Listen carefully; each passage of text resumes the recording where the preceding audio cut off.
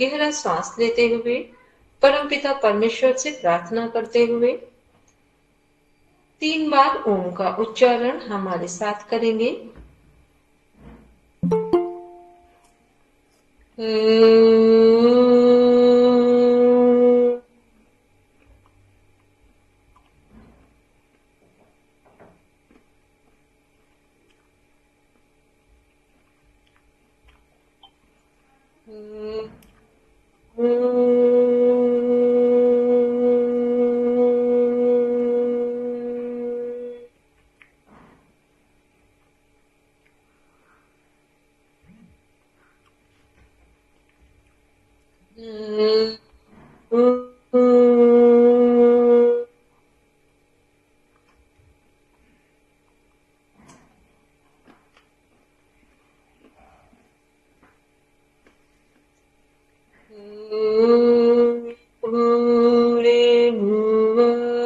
स्वाहा तत्सवितुर्वरेण्यं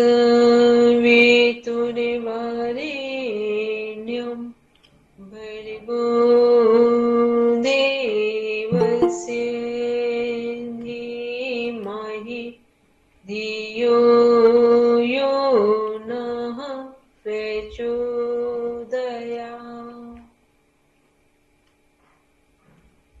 सभी लोग आंखें बंद रखेंगे, मन ही मन संकल्प को दोहराएंगे। हम आजीवन यम और नियम का पालन करेंगे, पूरे विश्व में योग की पताका फहराएंगे। हमारे संकल्प बल दृढ़ता और निर्भयता से भरे हुए हैं, जिनके माध्यम से सकारात्मक दिशा में सब कुछ किया जाना संभव है। इन्हीं भावों के साथ दोनों हथेलियों को आपस में रब करते हुए धीरे से अपनी आंखों पर रखेंगे। कोमलता के साथ अपनी आंखें खोलेंगे। सभी को प्रणाम। जो लोग कैमरा ऑन कर सकते हैं प्लीज कैमरा ऑन कर ले। सब अपना सिलेबस देखेंगे एक बार। आज हम लोग आपका जो फर्स्ट पेपर है उसका एक रिवीजन के लिए ये 2 दिन की क्लास रखी गई है। पेपर का नाम कितने लोगों को पता है? किस पेपर को हम लोग पढ़ने जा रहे हैं? योग परिचय। मैम योग इंट्रोडक्शन ऑफ योगा। ठीक है। कितने लोग यहाँ पर हैं जिनको अपना डिप्लोमा में जितने हमारे सिलेबस के जो टॉपिक हैं वो पता है? वो हैंड रेस करें। जितने लोगों को अपने सिलेबस में जो टॉपिक है वो पता है वो हैंड रेस करें। चलिए स्मिता जी बोलेंगे, और स्मिता जी जो बोलेंगे वो सभी लोग क्लियर करेंगे कि सही है या नहीं। बोलिए स्मिता जी। मैम मेरा डीवाईटी है तो मेरा फर्स्ट पेपर है योग परिचय, और सेकंड है आहार शास्त्र, और थर्ड है एनाटॉमी, और फोर्थ है टीचिंग एंड अष्टांग योग। स्मिता जी ने सही बोला है? पता होगा तो ही बताएंगे स्मिता जी ने सही बोला है। बोलेंगे विनोद जी। और एक छोड़ दी मेंटल हेल्थ का, सही बोले। चलिए अब आप एक बार रिपीट करिए।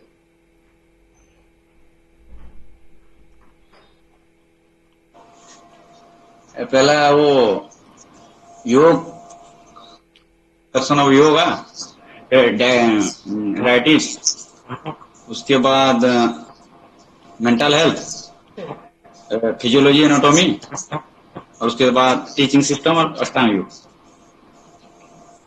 अब विनोद जी ने सही बोला है, ये कितने लोग एग्री कर रहे हैं? मैम मैं बोलूं? हाँ बोलिए बोलिए लीजिए जी। Yoga introduction, physiology, traditional yoga, yoga and mental health, teaching system and Ashtanga yoga. Ma'am this is correct for PG students. ठीक है। अब एक बार सब नोट डाउन करिए, अपना जो सिलेबस के टॉपिक हैं उनको सिस्टमेटिक नोट डाउन करिए। ठीक है, क्योंकि इतनी चीज तो हम सभी को पता होनी चाहिए बिना देखे कि हमारे सिलेबस के टॉपिक क्या है। ठीक है, नंबरिंग के साथ प्रॉपर मेंटेन करेंगे।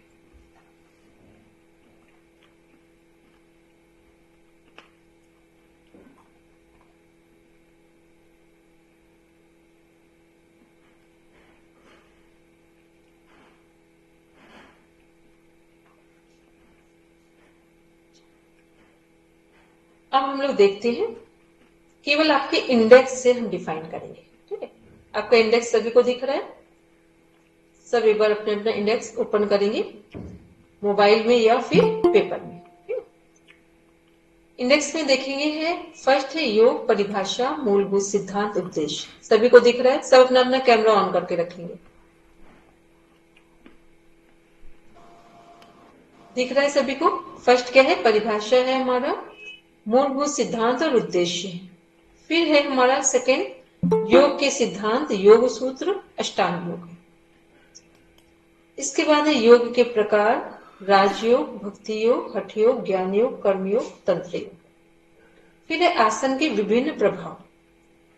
आसन के विभिन्न प्रभाव में क्या है? प्राणायाम, मुद्रा, बंध एवं क्रियाएं। यौगिक एवं गैर यौगिक व्यायाम में अंतर। फिर है शरीर के विभिन्न तंत्रों पर विभिन्न योगासनों का प्रभाव। योग एवं मानसिक स्वास्थ्य, सूर्य नमस्कार, मेडिटेशन। अपना पेन ले लेंगे और अपना जहां जो भी पेपर में मेन चीजें नोट करना हो तो नोट कर लेंगे। देखिए, जब हम योग की परिभाषा की बात करते हैं तो योग में कई परिभाषाएं हैं। सबसे पहले तो देखेंगे योग का अर्थ क्या है, या योग किस धातु से लिया गया है। योग हमारा युज धातु से लिया गया।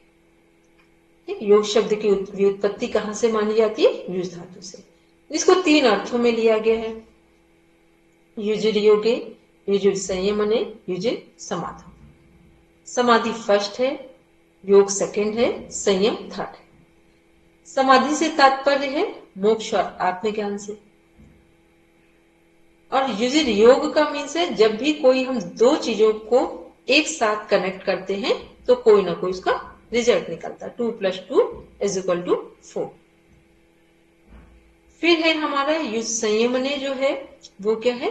मन पर संयम करना, क्योंकि जीवन तभी संतुलित होगा जब हमारा संयम हमारे मन पर होगा। ये है युज धातु की व्युत्पत्ति, योग शब्द की व्युत्पत्ति युज धातु से मानी गई है, जिसके तीन अर्थ हैं। इसके बाद है हमारा योग की परिभाषा। तो योग की पहली परिभाषा, जो मूलभूत परिभाषा है, जो सबसे ऑथेंटिक मानी जाती है, उसका नाम है योगस् चित्तवृत्ति निरोधा अकॉर्डिंग टू PYS, पातंजल योग सूत्र 1/2। फर्स्ट जो समाधिपाद है उसमें सेकेंड नंबर का सूत्र है, वहां डिफाइन किया। इसके बाद आते हैं हम लोग, दूसरी परिभाषा है हमारी समत्वम योग उच्यते। किसके अनुसार है? श्रीमद् भगवद गीता के अनुसार। सेकेंड चैप्टर 48 नंबर का श्लोक है। थर्ड है हमारा, ये 2 दिन की आपने क्लास को, रिकॉर्डिंग को 2 से 3 बार सुना तो आप अच्छे नंबरों से पास हो जाएंगे, हम ये कह सकते। थर्ड है हमारी योगा कर्मसु कौशलम, जो कि second chapter Shrimad Bhagavad Gita, second chapter का नाम है सांख्योग और श्लोक नंबर है 50। इसके बाद हमारी एक और परिभाषा है, कई हैं उसमें से एक परिभाषा है रांगी। कौन सा श्लोक? श्लोक नंबर श्रीमद् भगवद गीता में समत्वम योग उच्यते का ये श्लोक नंबर है 48 सेकेंड चैप्टर, और योगा कर्मसु कौशलम ये 50 नंबर का श्लोक है। और हमने पूरा श्लोक नहीं बोला, जितना आपके लिए आवश्यक है बस उसका लास्ट वाला पार्ट बोला, जो डेफिनेशन के फॉर्म में डिफाइन किया। मैम इतना लिख सकते हैं? ये परिभाषा में ठीक है मैम। चैप्टर 2 श्लोक 50 और 52 दोनों नहीं, 48 और 50। 48 में देखिए लास्ट लिखा हुआ है समत्वम योग उच्यते, और 50 में है योगा कर्मसु कौशल। ओके मैम, दोनों दूसरे अध्याय से ही हैं। हाँ, दोनों दूसरे अध्याय से, दोनों दूसरे। ठीक है, सांख्य योग चैप्टर का नाम है। ये क्या है? ये ऐसी डेफिनेशन है कि जब भी योग की बात पूछी जाए तो पहले योग किस धातु से लिया गया योग शब्द, उसको किन अर्थों में, 3 अर्थों में डिफाइन किया गया है, फिर योग की परिभाषा डिफाइन करते हैं। और मैम कौन से 3 अर्थ से? फिर से बोलेंगे रंजीत? वो युज धातु के आपने 3 अर्थ बताए ना, वो एक बार दोबारा बता दीजिए। युज समाधो, युजिर योगे, युज संयमने। यूजुअली लिखेंगे, फिर पहले में लिखेंगे समाधि, दूसरे में लिखेंगे योग, और तीसरे में थर्ड नंबर पे लिखेंगे संयम। ठीक है, ये 3 अर्थों में संयम संयम मैम। संयम संयम, और लिखा जाता है संयम मने, ना और ना में एक ही मात्रा लगा दी, ठीक है, क्योंकि संस्कृत में है इसलिए इसको ऐसा लिखा। Ma'am, patience na? Sanyam means patience. संयम means control on Control. Your thought process. Control on your thought process. ठीक है, मन की बात हो रही है ना, तो संयम कहाँ किया जाता है? अपने मन पर किया जाता है। मन पे संयम। ठीक है, तो कंट्रोल हुआ यहाँ, संयम का मीन्स कंट्रोल से। ठीक, और कंट्रोल कहाँ करना है? अपने मन पर करना है। अब क्लियर हो गया सभी को? किसी को ऐसा तो नहीं लग रहा आपकी टीचर बदल गई जो डिफाइन कर रहे हैं? ठीक, चलिए, तो हम लोग बात कर रहे थे, अभी हमने डेफिनेशन की, अभी 2 डेफिनेशन और डिफाइन करते हैं, क्योंकि 5 डेफिनेशन जैसे आप लिखते हो ना, तो जो हमने कॉपी चेक करता है उसे भी लगता है ये थोड़ा सा समझदार व्यक्ति है। इसके बाद एक डेफिनेशन है योग, योगा समाधि। योगा समाधि, योग समाधि है व्यास भाष्य के अनुसार, योग समाधि है व्यास भाष्य के अनुसार।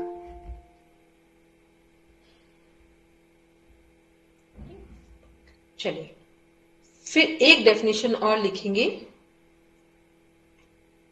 पूर्ण योग। योग को पूर्ण योग माना है इन्होंने श्री अरविंद ने, महर्षि अरविंद ने।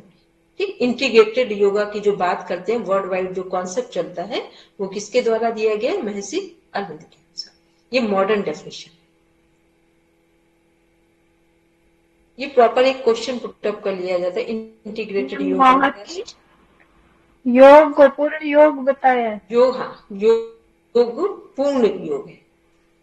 मतलब पूर्ण इसलिए कहा है कि योग में ये नहीं है, अकॉर्डिंग टू महर्षि अरविंद, कि हमारा शरीर नश्वर है, आत्मा शाश्वत है, संसार नश्वर है, आत्मा। उन्होंने बोला है कि नश्वर और शाश्वत को अलग अलग ना दिखे।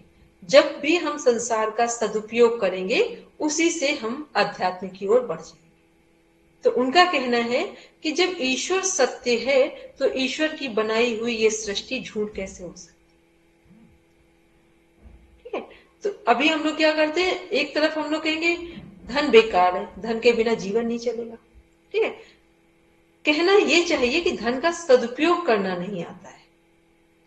कोई भी चीज इस सृष्टि में खराब नहीं है। एक धतूरा भी होता है जो भगवान शिव के ऊपर चढ़ता है, वो जहर से भरा है। आपको पता है आयुर्वेदिक औषधि में अमृत माना जाता है। तो इसका मीन्स क्या हुआ कि जो हमारा जो जहर भी है, उसे भी अमृत की तरह यूज किया जा सकता है। तो ये क्या है? जब पूर्ण योग इसी का नाम है कि इसी संसार में रहकर हम अध्यात्म तक पहुंच सकते हैं। ये जरूरी नहीं है कि जब हम अध्यात्म को प्राप्त करना है, मोक्ष मुक्ति को प्राप्त करना है, तो हमें गृहस्थ जीवन को छोड़ना है, हिमालय में जाना है। ऐसा कोई कॉन्सेप्ट नहीं। हम जहां हैं वहीं से आध्यात्मिक जीवन को जी सकते हैं। लेकिन कब जिएंगे? कि जब हम अपने समय का और हमारे सामने जो कुछ भी हमें मिला हुआ है, उनका सदुपयोग करें। तो ये हमारी डेफिनेशन थी 5। क्लियर हो गई कि 5 डेफिनेशन क्या है? जब भी योग से संबंधित योग का अर्थ, परिभाषाएं, ऐसे करके लॉन्ग क्वेश्चन भी पूछा जाए तो इस तरह से हम डिफाइन करेंगे। पहले क्या डिफाइन करेंगे? योग है क्या। फिर योग किस धातु से बना लिया गया है, युज धातु से। फिर योग को 3 अर्थों में डिफाइन किया गया है। फिर योग की परिभाषा। ठीक है, क्लियर? अब आते हैं योग के मूलभूत सिद्धांत क्या है। क्या क्या सिद्धांत हो सकते हैं?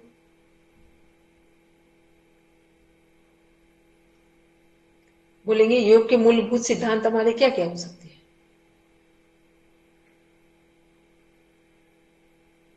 बोलेंगे रेणु जी। तो सबसे पहले तो आराम से शुरुआत करनी चाहिए, फिर उसके बाद पॉजिटिव सोच होनी चाहिए, संतुलित आहार होना चाहिए। प्राणायाम का अभ्यास करें। फिर जो काउंसलिंग का पार्ट है एक हमारा, जिसमें हम बोलते हैं सकारात्मक सोच, वो काउंसलिंग के पार्ट में हो गया। तो ये क्या है, और अगर सिंपल शब्दों में बोले तो जब भी योग का सिद्धांत डिफाइन करना हो तो WHO की डेफिनेशन को सामने रखना। शारीरिक स्वास्थ्य, मानसिक स्वास्थ्य, भावनात्मक स्वास्थ्य, सामाजिक स्वास्थ्य और आध्यात्मिक स्वास्थ्य। कभी भी जीवन में कुछ भी आपको बोलना हो योग से संबंधित, कहीं पर भी जाए, जब आप WHO की डेफिनेशन को साथ में कनेक्ट कर देते हैं तो आप प्रॉपर उस सब्जेक्ट पर बोल पाते हैं। और WHO की डेफिनेशन क्या है, सिस्टमैटिक डिफाइन की। ये कई बार हमें पता ही नहीं होता, सिंपल सी चीजें जो हमें पता भी है लेकिन हम फिर भी उनको जिस समय हमें जैसा कनेक्ट करना है वहां नहीं कनेक्ट कर पाते। चलिए फिर इसके बाद आते हैं हम लोग इसी में देखते हैं इंडेक्स में।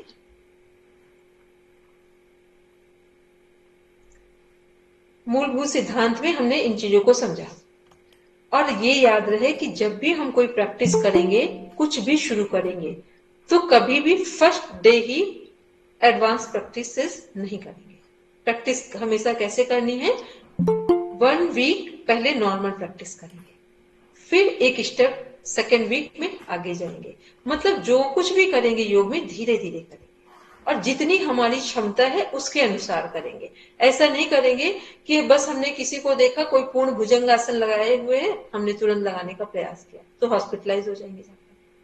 ठीक है, तो ये भी हमें ध्यान में रखना है कि अपनी क्षमताओं को बढ़ाना है, लेकिन ग्रेजुअली धीरे धीरे बढ़ाना है। ये हैंड रेज है, भूल से है, पहले से है या किए हैं, अनूप को तो हमको समझ में आ रहा है, बाकी और ये एस इनिशियल लेटर आ रहा है। प्लीज कुछ पूछना हो तो माइक अनम्यूट करके, अनम्यूट करके फिर पूछ ले। मैम आप जब भी हिंदी में बोलते हैं ना, प्लीज उसको इंग्लिश में भी बोलिए। जैसे आप यहाँ योगा फंडामेंटल्स ऑफ योगा बता रहे हैं ना मैम, प्लीज उसको भी बोलिए क्योंकि कुछ वर्ड्स मुझे नहीं समझ में आते हिंदी के। ठीक है, अब हमें एक काम करना, जो वर्ड्स समझ में ना वहां हैंड रेज कर देना, क्योंकि हिंदी और इंग्लिश यदि हमने ट्रांसलेशन किया तो 2 दिन में कुछ नहीं होगा यहाँ। ठीक है मैम, ठीक है। जहाँ ऐसी प्रॉब्लम है वहां वहां बोलते जाना कि मैम प्लीज, ठीक, बस उसी को हम कन्वर्ट कर देंगे। नहीं फिर ये क्या होगा, ट्रांसलेटर को रखना पड़ेगा कि दोनों को करेंगे, फिर टाइम अधिक हो जाएगा। ठीक है, और क्योंकि मोस्टली लोग जो हैं वो हिंदी वाले हैं। ठीक है, चलिए फिर हम लोग बात करते हैं। तो ये हो गए हमारे मूलभूत सिद्धांत। इसके बाद है हमारा उद्देश्य। उद्देश्य क्या है हमारा,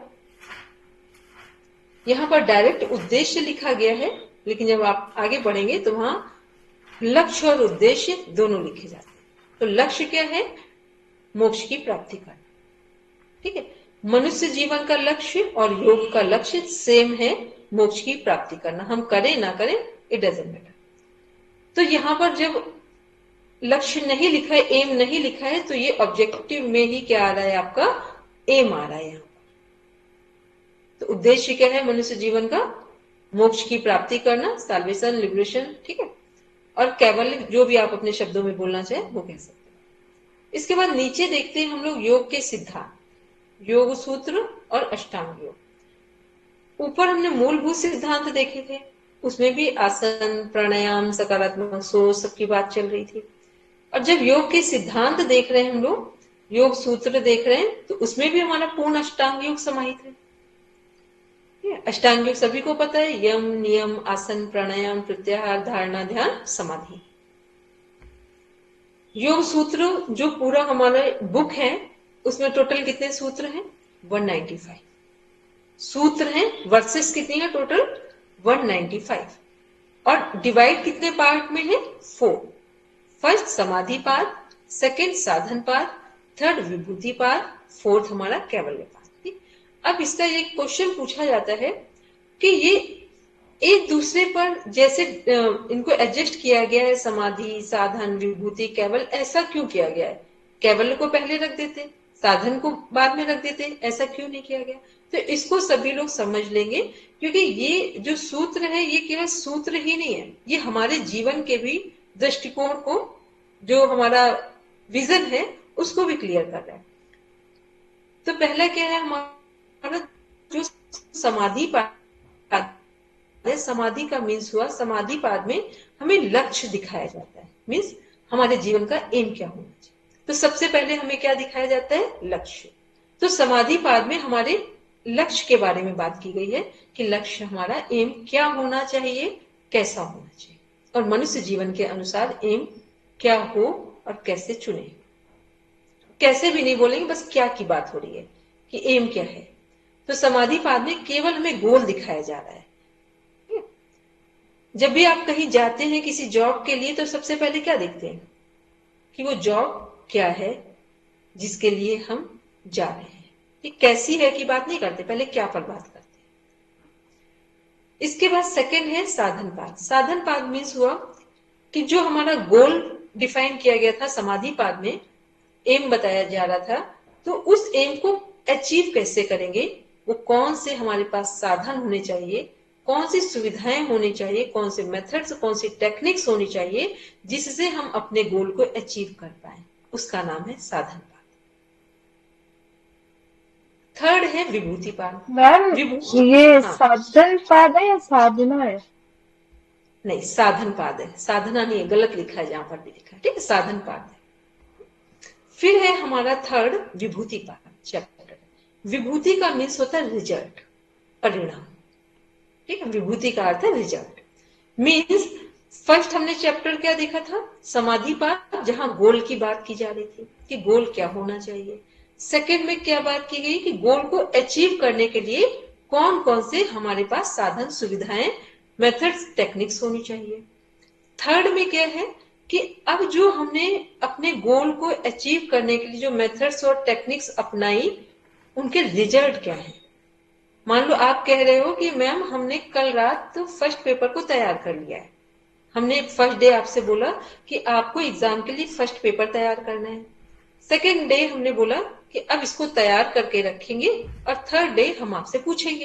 तो फर्स्ट डे हमने बताया पेपर के बारे में, सेकेंड डे आपने तैयारी की, थर्ड डे हमने आपसे पूछा कि आप हमें जो क्वेश्चन पूछ रहे हैं उसके आंसर दीजिए। यदि आप आंसर मेरे क्वेश्चन के दे पाए तो हम क्या कह सकते हैं कि जो आपने मेथड्स और टेक्निक्स अपनाए थे अपने एम के लिए, गोल के लिए, वो आप हमें बता पाए, और वो सही बता पाए तो इसका नाम है विभूति पाद। ठीक, और नहीं बता पाए हैं तो इसका अर्थ क्या निकलेगा, इसका मीनिंग क्या होगा। यदि आप हमें सही नहीं बता पाए क्वेश्चन का आंसर जो आपने तैयारी की थी साधन पाद में, और विभूति पाद है उसका परिणाम, तो हमें नहीं बता पाए क्वेश्चन आंसर साधन पाद के अकॉर्डिंग, तो हम क्या समझेंगे। अब बिल्कुल कॉमन शब्दों में बात करें, जो हमारे साधन थे वो सही नहीं थे। मैम जो एम था वो अचीव नहीं किया हमने। एम अचीव क्यों नहीं किया? क्योंकि एम अचीव करने के लिए जो मेथड्स और टेक्निक्स हमें जैसे फॉलो करनी थी वो हमने ठीक नहीं किए हैं। वो हमें कहां पता चल रहा है? विभूति पाद। क्लियर हो गया? यही हमारे जीवन में भी है ना, कि हम एक गोल बनाते हैं, गोल के लिए सारी तैयारी करते हैं, और फिर तैयारी में जो असफल होते हैं तो हमें क्या समझ में आता है कि हमने जो गोल के अकॉर्डिंग जितनी तैयारी चाहिए थी वो हमने वैसे नहीं की। ठीक, तीनों चीजें समझ में आ गई। समाधि पाद का मीन्स क्या है, साधन पाद का मीन्स क्या है, और विभूति पाद का मीन्स क्या है। अनुजी क्लियर है? अभी तीनों कनेक्ट हो रहे हैं सभी को? ठीक है, अब देखते हैं कैवल्य पाद। कैवल्य पाद क्या है? समाधि पाद में गोल क्या है ये हमने देखा था, और कैवल्य में देख रहे हैं कि गोल हमने अचीव कर लिया।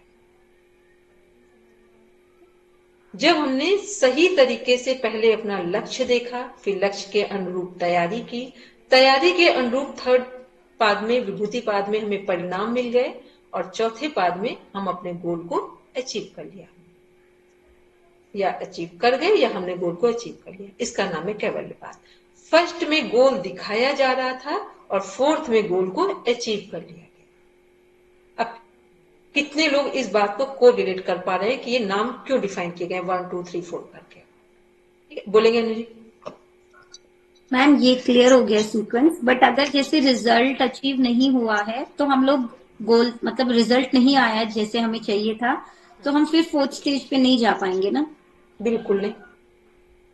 फिर ठीक से है मैम। हमें प्रॉपर तैयारी करनी होगी, फिर हाँ ठीक है। ठीक है। बोलिए रेणु जी, कुछ कह रहे थे? ये दूसरी वाली रेणु जी कुछ कह रहे थे, आपने हैंड रेज किया था। नहीं मैम नहीं। अच्छा चलिए ठीक है। और ये इधर साइड में 2 लोगों के हैंड रेज है, जिनका कोई क्वेश्चन हो पूछ ले, फिर हम आगे बढ़ेंगे। मैम साधन पाठ का थोड़ा समझ नहीं आ इसका मतलब है पहले जब पढ़ाया गया है तो आप लोगों ने आराम से उसको सिर से ऊपर निकाल दिया है, ठीक है। ऐसा तो है नहीं, पढ़ा तो है ही आपने। चलिए, साधन पाद का मीन्स हो गया वो हमारे मेथड टेक्निक्स, वो साधन जिनके द्वारा हम गोल को अचीव करेंगे, ठीक है, लक्ष्य तक पहुंचेंगे। आखिर आप कोई कहीं जाना हो, मान लो आपको दिल्ली जाना हो, तो दिल्ली क्या है आपका लक्ष्य हो गया, एम हो गया। अब दिल्ली जाने के लिए कुछ साधन अपनाएंगे, कैसे जाएंगे? पैदल जाएंगे, कार से जाएंगे, बस से जाएंगे, प्लेन से जाएंगे, साइकिल से जाएंगे, स्कूटर, बाइक, कैसे जाएंगे? वो क्या हो गया? साधन हो गया। अब आप दिल्ली पहुंच पाए और या पहुंच गए तो विभूतिपाद हो गया, नहीं पहुंच पाए तो अभी साधन में कुछ गड़बड़ी थी जिसके कारण आप दिल्ली नहीं पहुंच पाए, तो विभूतिपाद आपको नहीं मिला। पहले जो हमें पहुंचना था, तो फिर अब हम कैसे कह दें कि आप दिल्ली में खड़े हैं? खड़े तो आप तभी होंगे ना जब पहुंचे होंगे। कितने लोग एग्जाम्पल को समझ पाए? ठीक है, चलिए अब हम आगे बढ़ेंगे। ठीक है, ये योग सूत्र जो हमारा था उस पर हमने बात की, जो हमारे 4 पाद के नाम डिफाइन किए गए वो कैसे हैं। इसके बाद आते हैं, अब हम आगे बढ़ेंगे, अभी थोड़ा सीरियस कोई क्वेश्चन होगा तब लेंगे। फिर है हमारा अष्टांग योग। अष्टांग योग में हमने कई बार बताया जो हमारे 8 अंग हैं। अभी हम किसी का क्वेश्चन नहीं ले रहे हैं, अष्टांग योग को डिफाइन कर लें फिर लेंगे, नहीं तो फिर आपका कंप्लीट नहीं होगा। नहीं मैम, इसी के बारे में पूछ रही थी ना मैं। इसमें कितने 4 ऑप्शंस दिए गए हैं ना, समाधि है, साधन है, विभूति, कैवल्य भी लिखा है मैम। हमने कैवल्य को बताया तो है, आपने ध्यान से सुना नहीं था क्या? मैम शायद मिस हो गया। आप सुने, सभी लोग बता सकते हैं हमने कैवल्य को डिफाइन किया कि नहीं किया? Yes ma'am. ठीक है, हाँ, तो सुनिए, कोई बात नहीं संगीता जी, कोई बात नहीं, ठीक है। कैवल्य का मीन्स है कि अपने लक्ष्य को प्राप्त कर लेना। समाधि में लक्ष्य को हमने देखा, समझा, और कैवल्य में लक्ष्य को प्राप्त कर लिया, ठीक है। इसके बाद हम लोग देख रहे हैं अष्टांग योग। यहाँ 8 अंग हैं हमारे, तो इन 8 अंग में जो यम है, यम के अंदर कितने अंग हैं हमारे? 5 हैं। अहिंसा, सत्य, अस्तेय, ब्रह्मचर्य, अपरिग्रह। अहिंसा क्या है हमारा? अहिंसा, सत्य, अस्तेय, ब्रह्मचर्य, अपरिग्रह, इनका यदि हम पालन करेंगे तो ये हमें सामाजिक सम्मान दिलाएंगे और सामाजिक जो हमारी प्रतिष्ठा है वो बढ़े, ये सामाजिक है। फिर नियम हमारे व्यक्तिगत है, इंडिविजुअल है। नियम में कौन कौन से 5 अंग हैं हमारे? शौच मीन्स अपने शरीर और मन की सफाई करना, क्लीन करना बॉडी और माइंड को। संतोष, सेटिस्फेक्शन की बात हो रही है। फिर तप मीन्स होता है जो भी हम संकल्प लेते हैं, फर्म डिटरमाइंड होते हैं किसी वर्क को करने के लिए, उसे बोलते हैं तप। स्वाध्याय मीन्स होता है सेल्फ एनालिसिस। और फिर ईश्वर प्रणिधान मीन्स होता है टोटली सरेंडर टू गॉड। ये क्या है? ये हमारे व्यक्तिगत है, इंडिविजुअल है। तो नियम के लिए आता है, नियम व्यक्तिगत है और यम सामाजिक है, सोसाइटी से कनेक्टेड। उसके बाद है आसन। आसन क्या है? योग दर्शन के अनुसार किसी एक स्थिति में आराम से बैठने का नाम आसन है। दूसरा, जिस पर बैठ है, एक बॉडी का पोस्चर आसन है और एक जिस जमीन पर बैठ है। मान लो जमीन है तो ऊपर नीचे है, कोई मैट है तो मोटी और पतली है या ब्लैंकेट डाल रखा है, तो जो बैठने जा रहे हैं जिसके ऊपर फ्लैट करके बिछाकर, तो वो भी नॉर्मल हो और जो हमारा बॉडी का पोस्चर है वो भी सुखद आनंददायक। ये 2 चीजें हमारे स्थिर सुखम आसन, जो हमारे 2nd चैप्टर में 46 नंबर का सूत्र है, वहां पर डिफाइन है आसन की डेफिनेशन में। इसके बाद है हमारा प्राणायाम। प्राणायाम क्या है?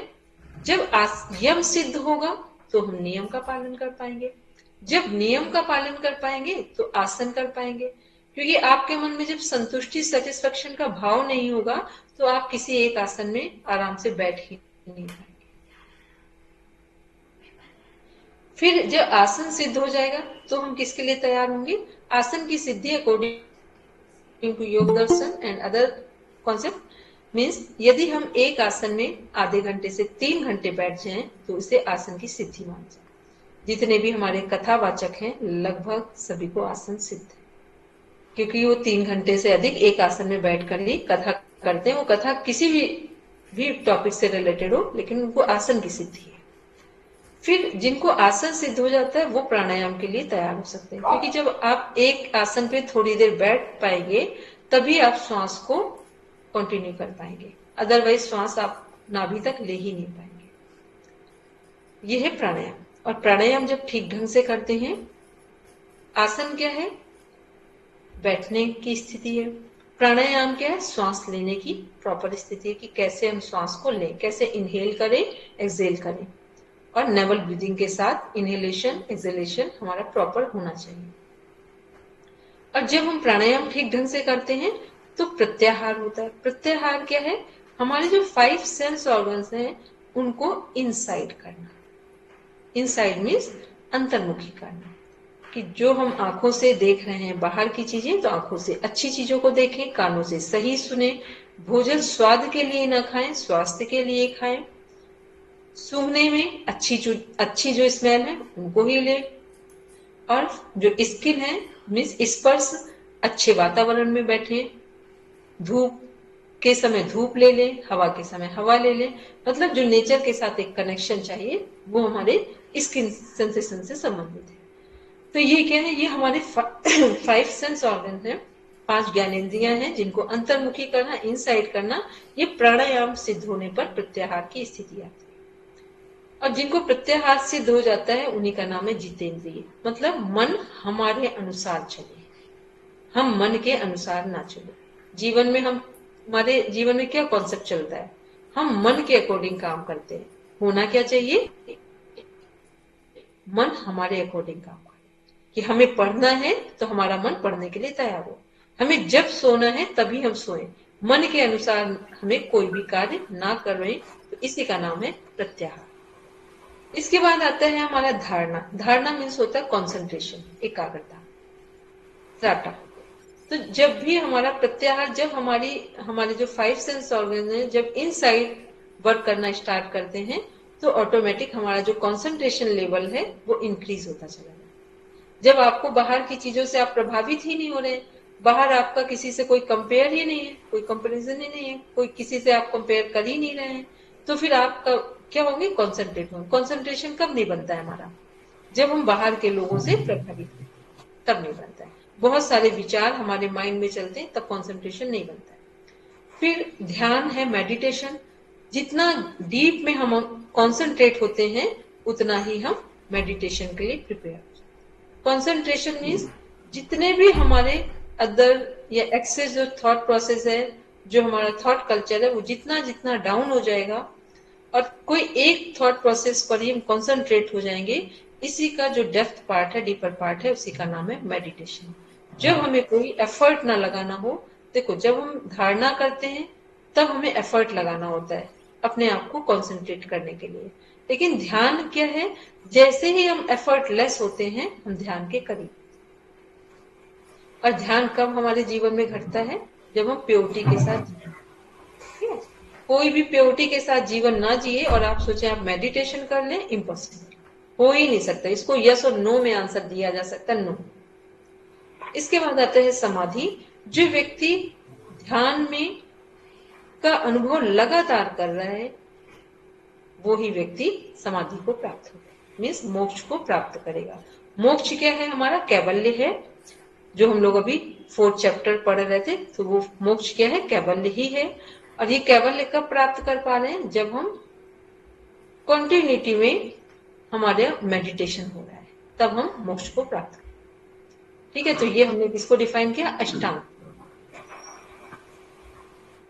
अब आते हैं हम लोग देखते हैं, हाँ इसी में एक क्वेश्चन और है। जो हमारा अष्टांग योग है, इसमें जो बहिरंग योग हैं वो कितने हैं? 5। 1 मिनट प्लीज माइक म्यूट करें। यम, नियम, आसन, प्राणायाम, प्रत्याहार, ये क्या है? हमारे बहिरंग योग है। धारणा ध्यान समाधि अंतरंग योग। फिर देखते हैं इसी में, यदि आपसे पूछा जाए कि अष्टांग योग के अंदर राजयोग कहाँ है, तो अष्टांग योग के अंदर राजयोग कहाँ है? धारणा ध्यान समाधि। राज का मीन्स होता है, राजयोग का अर्थ है राज करना। तो मनुष्य अपने जीवन में किस पर राज करता है? अपने मन। जो मन पर राज करता है। प्लीज ये श्याम जी करके KSH ये करके आईडी आ रही, प्लीज माइक म्यूट करें। मेरी आवाज सुनाई दे रही है आपको?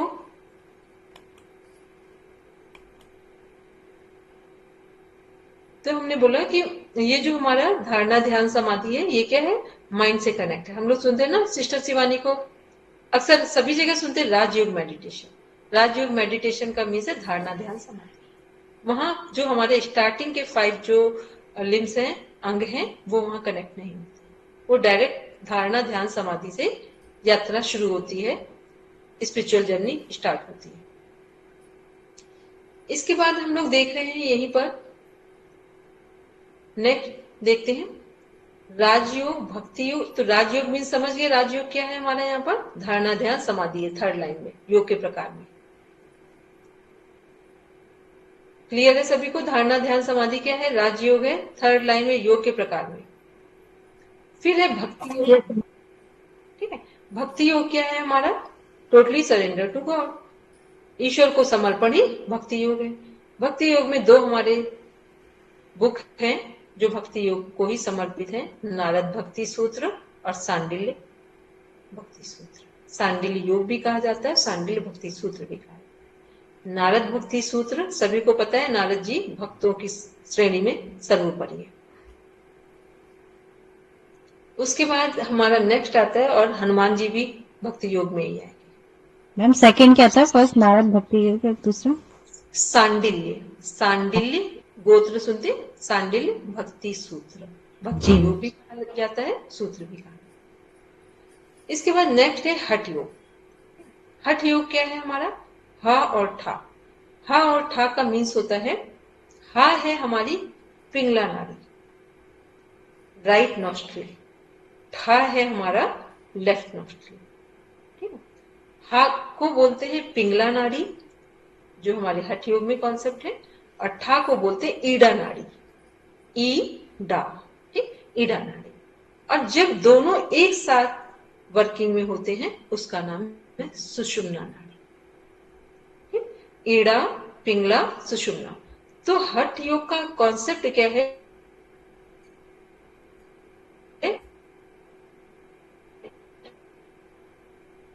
चलेंगे, सुषुम्ना में प्रवाहित होंगे, इसी का नाम हठ योग। ठीक, ये है बेसिक कॉन्सेप्ट, जीस्ट है ये, कि हा और ठा। कई बार हठ योग पढ़ते जाते हैं, हमें पता ही नहीं कि हठ योग है क्या।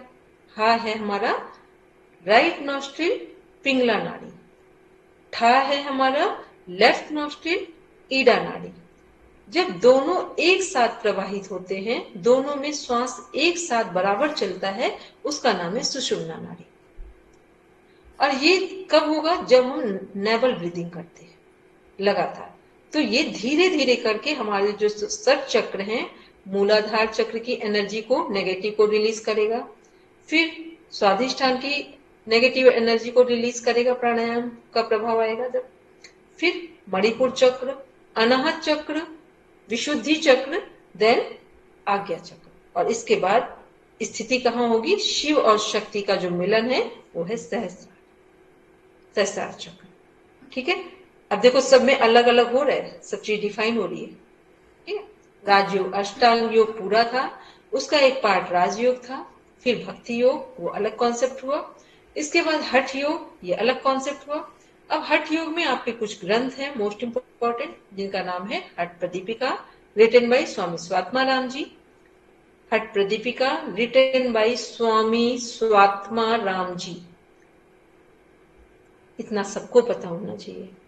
ठीक, ये जो 1 महीने का कोर्स करते 1 मंथ, उनको भी ये चीजों का नॉलेज होता है। कहीं भी आप जाएंगे, ऐसी छोटी छोटी बातों के आधार पर ही आपका चयन किया जाएगा। मैम रिपीट कर दीजिए एक बार जी। हठ प्रदीपिका बुक का नाम है हठ योग में। हठ प्रदीपिका, हठ प्रदीपिका। प्रदीप सुनते ना, प्रदीप नाम, तो प्रदीपिका। और ये बुक लिखी गई है स्वामी स्वात्मा राम जी। दूसरी बुक का नाम है घेरन संहिता। घेरन संहिता, रिटन बाय महर्षि घेरंड। महर्षि घेरंड।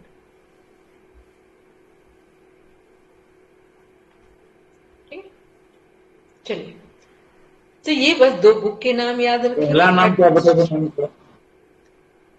पहला आज वाला नाम है, नाम भूल गया, प्रदीपिका का। एक मिनट आराम से। हट प्रदीपिका के जो राइटर हैं वो हैं स्वामी स्वात्मा राम जी। फिर सेकंड जो है घेरन संहिता, जो बुक का, घेरन संहिता बुक का नाम है, राइटर है महर्षि घेरंड। और हट प्रदीपिका में जो कॉन्सेप्ट है वो क्या है? जैसे हमारे योग दर्शन में 4 पाद थे, वैसे ही हट प्रदीपिका में 4 अध्याय हैं, जिन्हें 4 उपदेश भी कहा जाता है। प्रथम अध्याय का नाम है आसन, दूसरे अध्याय का नाम है प्राणायाम, तीसरे अध्याय का नाम है मुद्रा बंद, और चौथे अध्याय का नाम है नादानुसंधान। आसन फर्स्ट चैप्टर, प्राणायाम सेकंड चैप्टर, मुद्रा बंद थर्ड चैप्टर, फोर्थ है नादानुसंधान।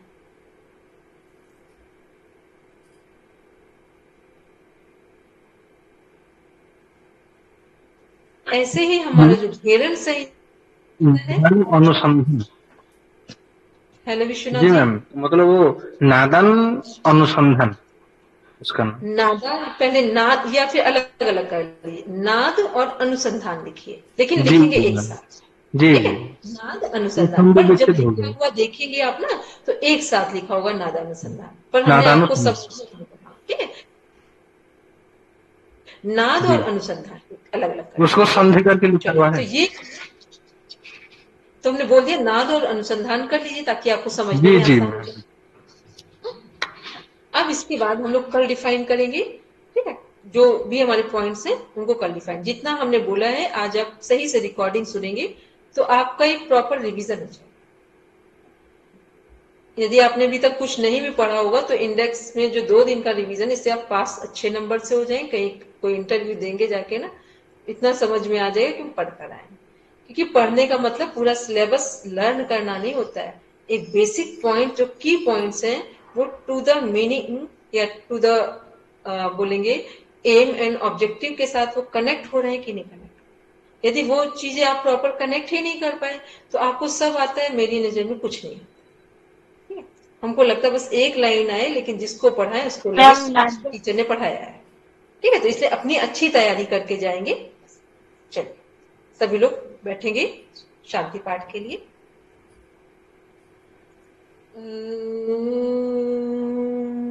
शांति शांति शांति। सर्वारिष्ठेषु शान्तिर्भवतु। Now review.